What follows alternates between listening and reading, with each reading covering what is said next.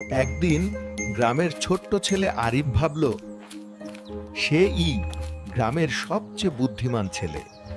সে অন্যদেরকে বলল, তোমরা কিছুই জানো না, আমিই সব জানি। রিমা চুপ করে শুনছিল, কিন্তু মনে মনে হাসলো। বিকেলে দাদু গ্রামের বাচ্চাদের গল্প শোনাচ্ছিলেন। একদা একটি বিশাল মাঠ ছিল। দাদু, এই গল্পের শেষ আমি জানি। দাদু মৃদু হেসে বললেন, তাহলে গল্পটা তুমিই শেষ করো বাবা।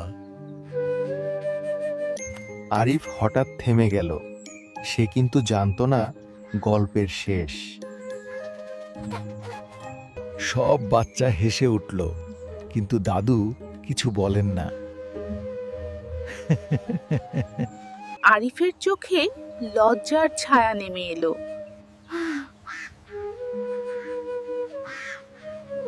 রিমা বলল, চলো কাল থেকে আমরা একসাথে গল্প শিখব। আরিফ হাসলো আর বুঝলো শেখা কখনো একার বিষয় নয়। পরদিন দুজনে একসাথে স্কুলে গেল। শিক্ষক নতুন গল্প পড়ে বললেন, বিনয় হলো সত্যিকারের জ্ঞানের আলো। আরিফ মন দিয়ে শুনছিল।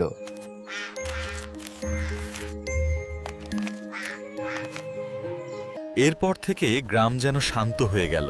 সবাই জানল অহংকার কখনো ভালো ফল দেয় না। বিকেলের আলোয় ছোট্ট গ্রামটা ভরে উঠল হাসিতে। দাদুর চোখে আনন্দের জল। তার গল্প আজ সত্যি হলো। আরিফ এখন সবাইকে সাহায্য করে। তাকে দেখে সবাই খুশি। রিমা আর আরিফ এখন প্রতিদিন একসাথে শেখে। অহংকারের জায়গা এখন বন্ধুত্বে ভরে গেছে। সূর্য অস্ত গেল, শেখার আলো নিভল না। ওরা জানে শুধু জ্ঞান নয়, নম্রতাই আসল শক্তি।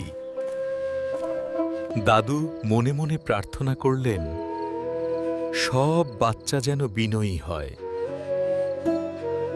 অহংকার মানুষকে নিচে নামায়, কিন্তু বিনয় তাকে আকাশে তোলে।